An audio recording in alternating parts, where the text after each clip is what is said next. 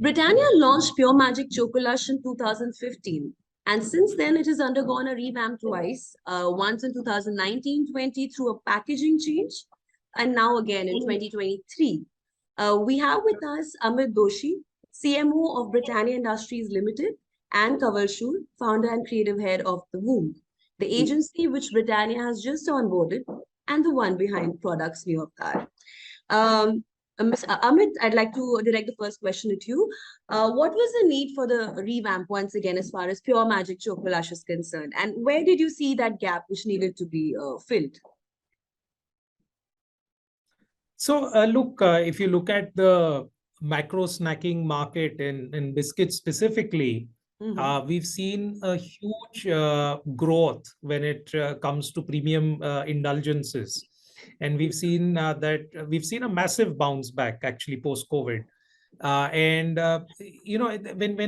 we're studying growth, when we're looking at what's shifting, we saw that there was a need to up our packaging, up our look and feel, and make a few tweaks to the product to make sure that what is already successful gallops ahead in terms of growth. Now, if you look at the multiple brands and products that we have at Britannia, a product restage or product renovation is something that that we do on a regular basis, and we felt the need and the time was more importantly right for us to up the credentials on the brand. So that's really what went behind the restage. And why? What was the reason behind picking Womb to do this campaign, and what was your brief to them? Right.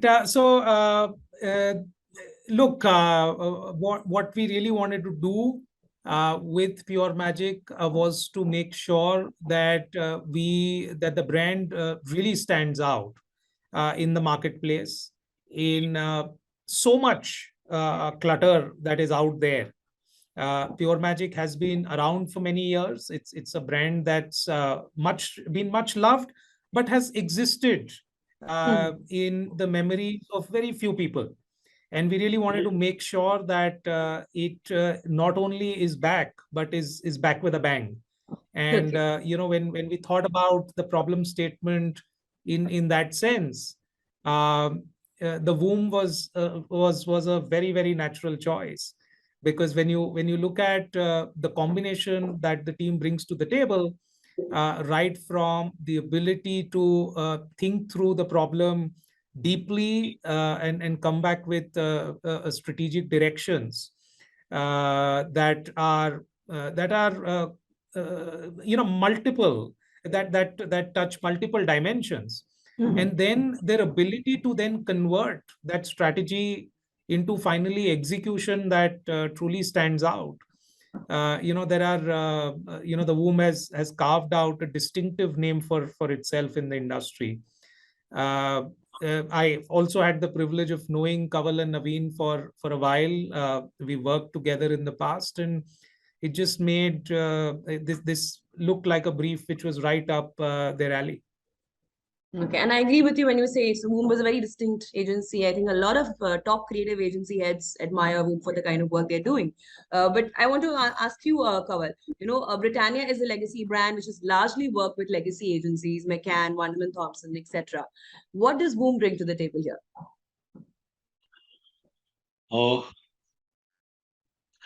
I think Amit said it. The focus that we bring, Neeta, to understanding the opportunity very clearly, unencumbered by the way we work, because there is no set way in which we work, and we are thankful for that.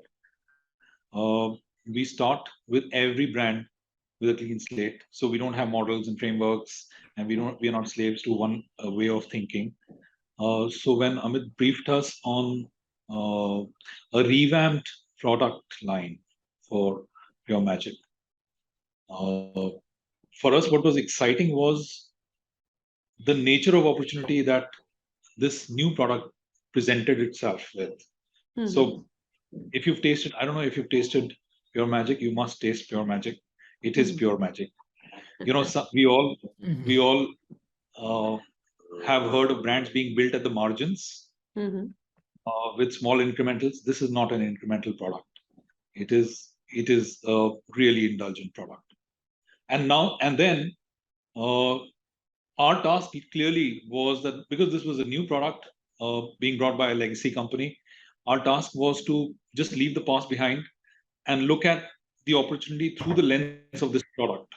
Say, who could we go after? Who would be the right audience? And why would they want to consume Pure Magic over all other options available, and not just other cookies available, but other mini indulgence products available in the market. And we need to take a larger share of culture rather than just say, I'm operating in this, segment called premium cream biscuits. So how do I create a larger share for our brand in that space? That eventually happens. But brands that own a share of culture eventually have a share of the category. So just early thoughts, but we operated with a clean slate, but a great product. And our partnership with Amit was a great starting point. And it's a huge motivator, privilege for us to work with a legacy company, like you said. But more importantly, the trust that they came with, and that put incredible amount of pressure on us to deliver. Nice. So, And yeah. I also noticed, to live this moment as a very different positioning overall from the earlier campaigns. I remember the earlier ones, it had a very mystical appeal to it, very classic Belgian looks and feels. And now, Kawal, you decided to give it a very quirky image. So do you think quirky works more than classy? No, actually, our starting point was never this debate between quirky and classy. And the other thing that I'd like to point out is, we are all in it together. So Amit and the team has contributed as much to where we are, not just us. So it was never quirky versus classy. We just had to find the soul of the product first, and then eventually build the brand around it. And especially food brands, Neeta. If you look at detergent brands, you look at other categories where the difference in experience is not palpable. Right? A shirt gets white through most detergents, right? And the penalty of a not so white shirt is not that heavy. But food is something that we all eat, we put in our mouths, right? And it is important that we find what's so great about what we put in the mouths and build some thought around that. So the starting point really was that it's a very, very gooey, chocolate-filled biscuit. So if you have it, and I think you should try it, if you eat it, it'll drip from here and it'll drip from there, and you only focus on, because it is drippy and gooey and indulgent, you can't focus on other things. Okay. Unlike something like a chewing gum you put in your mouth, and that becomes a background eat very quickly, right? This is not a background eat. This is a very foreground eat. Okay. It needs all your attention, basically. It needs all your attention, and live this moment came from this, and consumers resonated with this, and they felt that, look, मैं खाता हूं तो कहीं और ध्यान नहीं दे सकता हूं. एक तो इतना indulgent है और दूसरा इतना involving है. And from there came multiple iterations with the teams, a lot of consumer work to help define this particular space of this moment. We are living in a world where we are all living either in the past or planning for the future. If only we could learn to live in the present. And then the question that came up in jest initially was, why can't a cookie teach the world to live in the present? Okay. And then because the question was so preposterous, really you can't teach the world to live in the present, right? A cookie can't. So you can only enjoy it and forget about it. But when you ask a question like this, and if all of us are getting excited with this, then the way to do it is for audiences to be able to suspend their rationality. Right? We are not really saying, look, you come to us and we'll teach you how to live in the present. It's a lighter take on a profound philosophy. Right. And that thought then dictated the tonality of the communication. So it's not about classy versus quirky. Mhm. We've just let the authenticity of the thought dictate the tone. Okay. Thanks, Kawal, for creating that imagery for us. While you also spoke about other categories, I'd like to touch upon competition. And Amit, my question is to you. On one hand, we've seen Parle has said that it will expand into this premium biscuit category further. And you also seen Reliance pouring into this biscuit space through their partnership with Maliban. What would be a bigger challenge for Britannia? Dealing with an older rival or dealing with a fresh, brand new rival in this space? I think the biggest challenge for Britannia, which I think should be hopefully for all companies, is to make sure that we are not just with our consumers, but ahead of our consumers. And if I look at the shifts that are happening in consumption patterns within the country, it's absolutely remarkable. I mean, if today you walk into a smallest town possible, right? Let's say assume a town which is less than 1 lakh of population, or even if you go into a rural market today, uh, all of us would be amazed to see the kind of consumption that's happening in the country. The same products that you and I consume perhaps at a supermarket near where we live, uh, it's very, very easy to find them today in a small town or in a rural market. So the pace of consumption is changing dramatically. The gaps that existed between so-called traditional metro urban markets and rural markets, the profile of consumption is changing.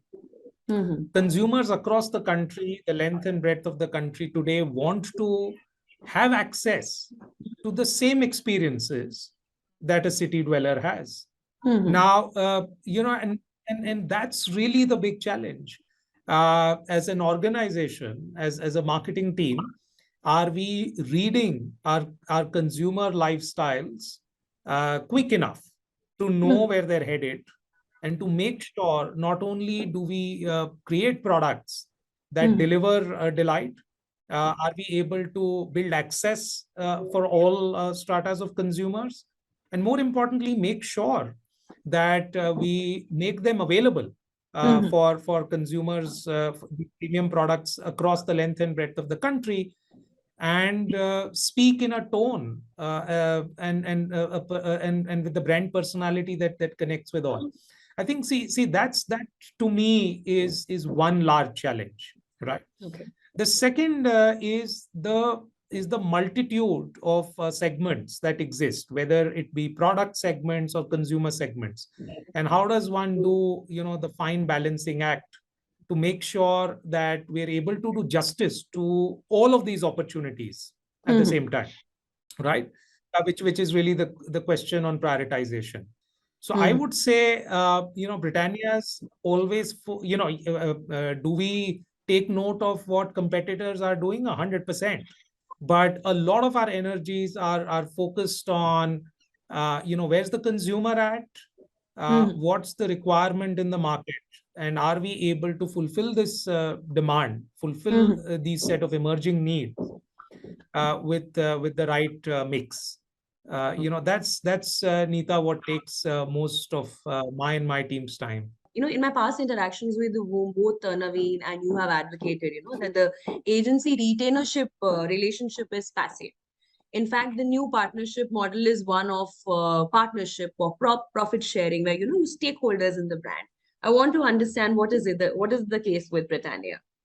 Is there a new model at play, or is it the same partnership model with the? See, I think a lot of the newer industries, whether it's edtech or fintech or young brands and young companies that are coming in with new ideas, with some money, but they don't know how to position their brands, what audiences to go after, and sometimes not even sure about their product. The models that I've spoken to you about, which is a little more skin in the game, where if you're going to go and contribute much beyond the normal ask of an agency, then we should be compensated appropriately. Having said that, Britannia by itself is a legacy marketing company. It has its own structures and very skillful people in different parts of the game, whether it's product development or marketing or leadership, senior leadership, and huge amount of category understanding and knowledge. Here, our task really is so clearly we are not as much in favor of doing projects and campaigns, come and do a campaign and get out. For us, it's the least favorable model because, see, skin in the game can be in many ways. One is a financial skin in the game. You invest and you become a part of the reward system. But there's reputation skin in the game. If we are going to partner a brand over 3, 4, 5 years, then obviously we need that brand to be successful for us to get, as you know, we don't pitch. Our only way to get new business is success of our existing brands and clients, right? For us, that's our thickest skin in the game, literally. So with Britannia also, it's the same. We are on a retainer on multiple. So you've seen the first brand come out.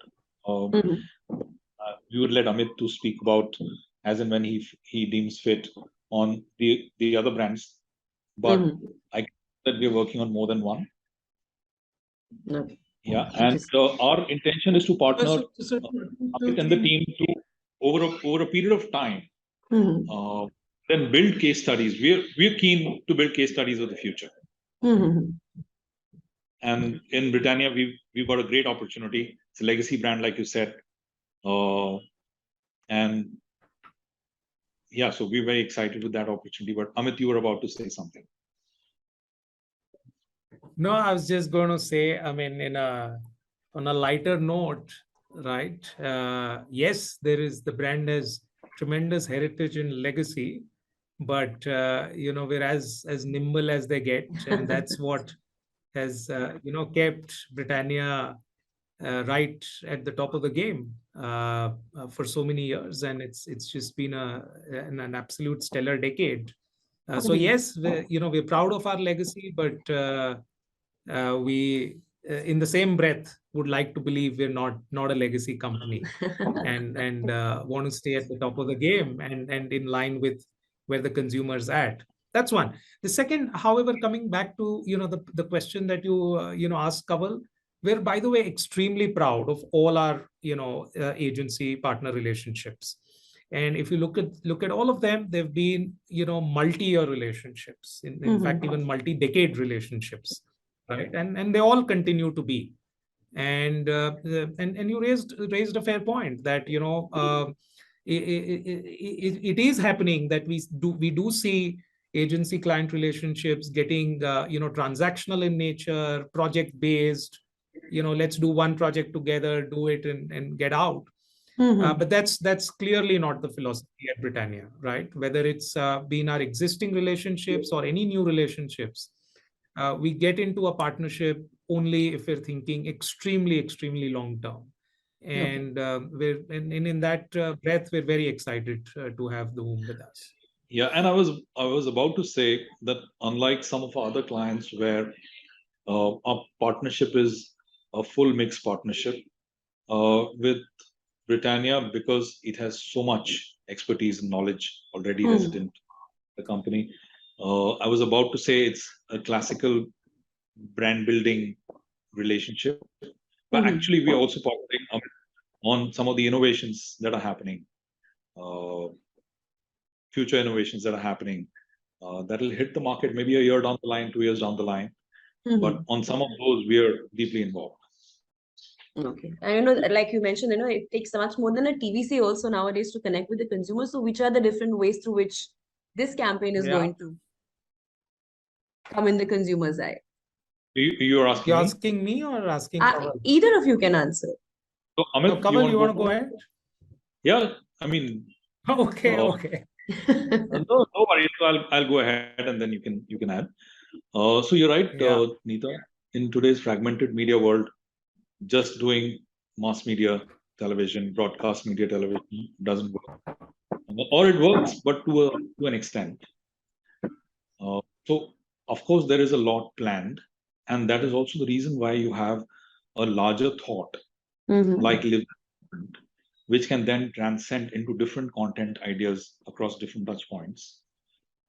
So there is a lot of digital content that has already been shot, created, it will go up. It's topical, it's calendarized. There's a lot of experiential ideas that will come through at different touch points, because it's also a new product. So you need to let people experience how good it is. So those are being accelerated. The classic old media, traditional 360 is all there. But having said that, before Amit comes in, I can tell you that India is a very, very large country to do one-to-one activations, especially for a scale brand. You still get the most bang for buck if you do broadcast media. Okay. Unlike very young niche brands, which actually operate in some parts. Yeah. You still need to, while you need to do many things, but not lose sight of the fact that you need to get the biggest bang for buck as a national brand. Makes sense. So Amit, is it going to be largely TV led, this campaign in that case? It's going to be, look, it's going to be a full 360 program. And as Kawal rightly mentioned, it's going to be led by TV. It's going to be led by broadcast. But we will make sure that we've got multiple touch points covered, be it social media or print or out of home or in store. In stores, again, a critical medium, especially for premium products. We will have we'll have this live the moment brand idea brought alive at multiple touch points. So very, very excited about that. Okay, makes sense. Britannia Industries, I think Q3 FY23 consolidated revenue grew to about 17% to 4,200 crore. What were the factors responsible for the growth according to you? Yeah, I think no magic bullet there. 2022 has been a challenging year, especially on account of raw material price inflation. So it's been, I would say, 2 or 3 things. First is that we've continued to grow our distribution. That's been a big focus area for many years now. And so has if you look at again the results in Q3, a lot of it has been driven by distribution expansion, especially in rural markets. And unlike a lot of other companies who've spoken about muted rural growth, we've actually seen very, very solid rural growth. So that's one factor. The second factor is that we've made sure that we do the right balancing act between taking prices up to mitigate inflation and managing volume growths. So if you look at the number of transactions that we've done in the quarter, they're still extremely at solid double-digit levels. And what's driven that has been consistent and prudent investment on our brands, which has been a combination of making sure that we maintain our share of voice. We are getting our brands in front of our consumers where it matters the most, and making sure that the pockets where we are weak is where we're over investing to cover some of these gaps. So that's been a formula that's if you can call it that, that's worked for us for many quarters, and we continue to do the same. Okay. And just one last question, Amit. We hear of gluten-free oatmeal, jaggery biscuits, and not whatnot. The luxury biscuit consumer is also becoming very health conscious. Does Pure Magic Chocolash cater to them in some way with variants, or are you clear about it being a purely indulgence-based snack? No dikhawa kind of a snack. Yeah. Yeah, that's a good question. See, look, I mean, if you look at the snacking, if you look at our own snacking lives, right? We want and we crave for different things at different times and on different occasions during our day, our week, our month, whatever. And what we try to do is we've always tried to make sure that we do 2 or 3 things right. One is that we have a comprehensive portfolio. for Mhm. different consumer needs, right? So much like we have a Pure Magic for those moments of indulgence, there's also a Nutri Choice, which is a Mhm. good Right. choice to make, right? Right. When you're seeking for for alternatives, which let's say have like if you for example talk about some of the innovations we've launched recently, right? We launched a product called NutriChoice Seeds Cookies. Then we've launched NutriChoice Herbs Cookies, right? Mhm. Now, both of these products, are made with 100% atta. They have the goodness of seeds and herbs. Again, these herbs support immunity. We've launched a pack of NutriChoice protein biscuits. We have a digestive zero, right, which is 100% atta and made with no added sugar. We have a whole range of diabetic friendly products